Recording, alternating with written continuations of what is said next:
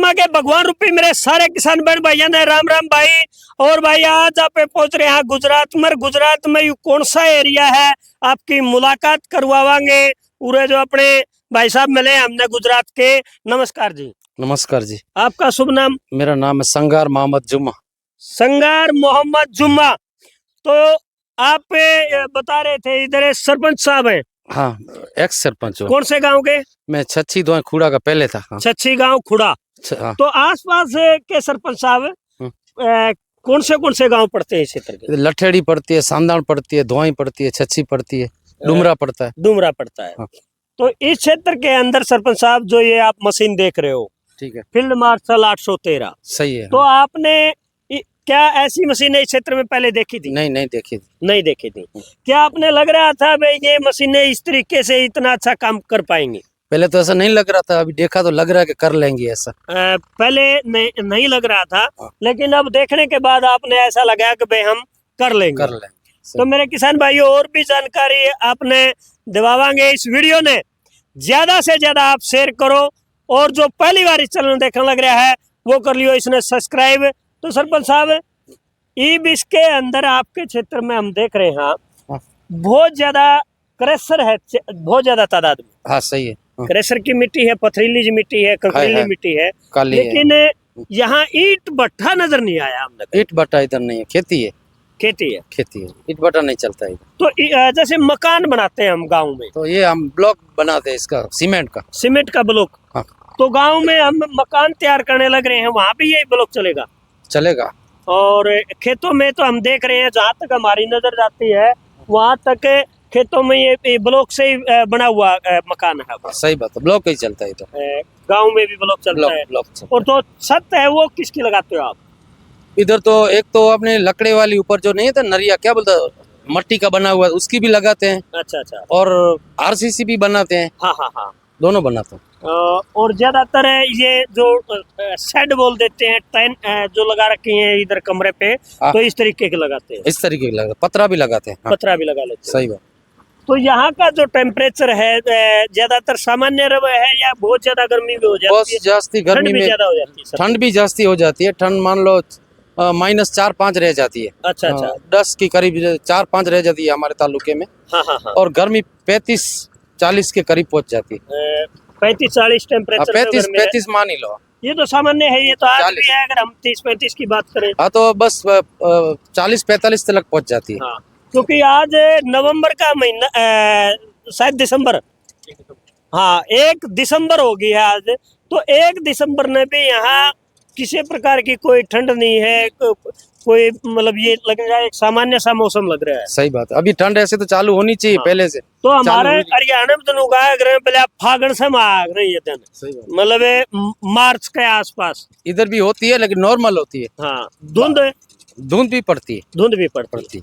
तो भाई इस मौसम में है तो हमें तुम सरपंच साहब, जैसे अब ये डायरेक्ट बिजाई कर रही है मशीन, तो आप इसके अंदर कितना गहराई पे बीज छोड़ते हो इस क्षेत्र के अंदर? हम लोग को इधर तो 5-6 इंच का चलता है, आपका 7 इंच का है। अच्छा। कम से कम 5 इंच का। तो अच्छा नीचे एक इंच, 1.5 इंच पे, 1.5 इंच पे बस। और इसका डिस्टेंस लाइन बाई लाइन कम से कम 4-5 इंच की होनी चाहिए। 4-5 इंच की होनी चाहिए। सही बात।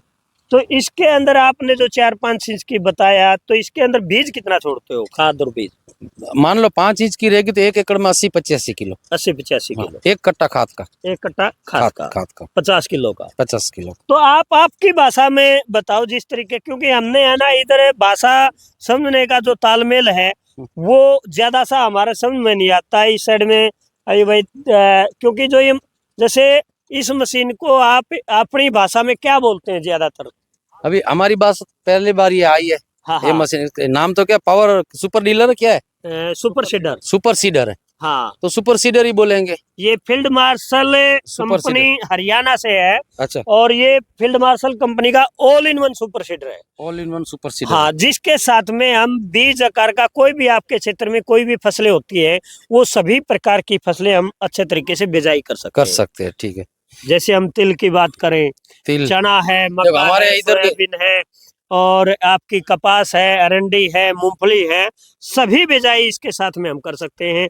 लोबिया है, मूंग है, उड़द है, तुअर है, बरोबर, हाँ सब बिजाई कर। इससे कर सकते हैं। हाँ हाँ हमारे यहाँ की फसल देखो, ग्वार है, मूंग है, तिल है, हाँ जवारी है, बाजरी है, मक्का है हाँ हाँ और मूंगफली है। मूंगफली है। हाँ। तो ये सभी प्रकार की जो बिजाई एक ही मशीन से हो जाए तो आपके क्षेत्र के लिए कैसा रहेगा? बहुत अच्छा रहेगा, कितना अच्छा रहेगा? बहुत बहुत बहुत अच्छा रहेगा। बहुत अच्छा अच्छा बोला, रहेगा। बहुत अच्छा रहेगा। तो अगर आपकी भाषा में इसको क्या बोलते हैं? पोखनी, पोखड़ी, वावड़ी, ए, वावड़ी, वावड़ी। वावनी बोलते हैं। हाँ हाँ, नहीं, मशीन को बावनी नहीं बोलते, अच्छा ये बिजाई को वावड़ी बोलते हैं। बावनी बोलते हैं। हाँ। और परली तरफ हम क्षेत्र देख रहे थे, उसमें बता रहे थे पोखनी कर रहे हैं। पोखड़ी, बे खीड़ा बोल रहे हैं, ये अब खेड़ी। खीड़ा भी साथ में कर रही है। खेड़ा भी साथ में कर रही है और वावड़ी भी साथ में कर रही है। हाँ हाँ हाँ हाँ। सही। तो इसके अंदर हम देखा हुआ है, और जिस टाइम बिजाई या अंकुरित हो जाएगा बीज मेरे किसान भाइयों, उस टाइम भी आप ने दिखावांगे इस खेत के अंदर। जो आप चौगर्दों को दिखाइए भाई, परली तरफ में अपने जो मजदूर भाई हैं वो भी लग रहे हैं अपनी कपास का जो तोड़ का अगरानी बैच बिल्कुल तोड़ पर चल रहे हैं साथ साथ। तो इस तरीके से और फिर डायरेक्ट बिजाई कर रहे हैं।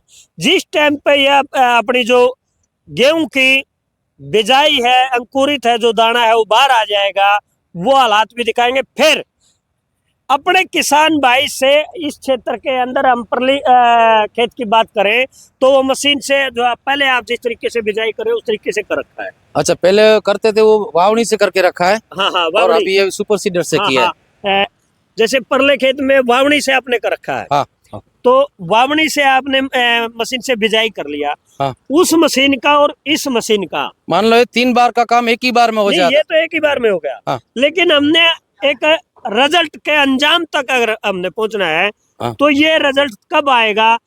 अगर उसकी गेहूं हमने बिजाई की है वावणी से हाँ। और सुपर सीडर से बिजाई किया है, हाँ। तो इसका रिजल्ट तो अभी बाहर निकलने पे, हरा होने पे रिजल्ट आ हरा होने पे और उसकी पैदावारी पे भी तो आएगा ना। पक्का बे, आएगा। कितने क्विंटल इस क्षेत्र में हुआ है, उस क्षेत्र में कितने क्विंटल हुआ है। सही बात। तो वो सारी जानकारी मेरे किसान भाइयों इसे चैनल पे आने वाले किस टाइम में, कौन से महीने में कट जाती है गेहूं? तीसरे चौथे में, तीसरे चौथे महीने, यानी कि मार्च अप्रैल में अपने किसान भाइयों थे वो भी परिचित करवावांगे भाई। उसका अगर हम नई खेती जैसे क्षेत्र के अंदर की है तो वो पैदावारी के अंजाम, मंडी के भाव तक की जिम्मेदारी आपकी कंपनी रहेगी, जो आपके अपने किसान भाइयों से अपने सुझाव लेके और अपनी खेत की जो पैदावारी है वो कैसी हुई है वो उसको बताना, समझाना, हर प्रकार की जिम्मेदारी आपकी इसी चैनल पे आगे आने वाले समय में वीडियो मिलेगी। वीडियो के माध्यम से अपने किसान भाइयों ने बतावांगे भाई वो पैदावारी भी इतना हुआ। सही बात। क्योंकि असली अंजाम तक तो वहां पहुंचेंगे। हाँ, निकलने के बाद अंजाम आएगा, जब बताएंगे जब कितना हो गया इसके पैदावार। हाँ हाँ, इसमें और वावड़ी में क्या डिफरेंस हाँ, आता है हाँ, वो भी बता देंगे। ठीक है। अब तक जो जैसा लगा वो कैसा लगा आपको? अब तक तो ये अच्छा लग रहा है, बहुत बहुत अच्छा, बहुत अच्छा लग रहा है। अपना काम बहुत ज्यादा आसान हो गया, बहुत जास्ती आसान होगा और जल्दी हो जाएगा। थोड़ा समय की बचत बचेगी और डीजल की भी थोड़ी बचत होएगी। हाँ हाँ, क्योंकि ऐसा 3 बार करना पड़ता है, ये एक ही बार में हो जाएगा। ये एक ही बार में हो जाए। सही। अगर हम वो बावनी मशीन से ना हो, बावनी हम लोग पहले हरू चलाते हैं, हरू चलाने के बाद रोटर मारते हैं, उसके बाद फिर बिजाई की मशीन चलाते हैं, वावनी चलाते हैं, बावनी चलाते तीसरी बार। हाँ, क्योंकि यहाँ पे ड्रिल मशीन बोलते हैं तो भाई यहाँ इस क्षेत्र में वावनी बोले। हाँ, वावड़ी, हाँ, ड्रिल मशीन।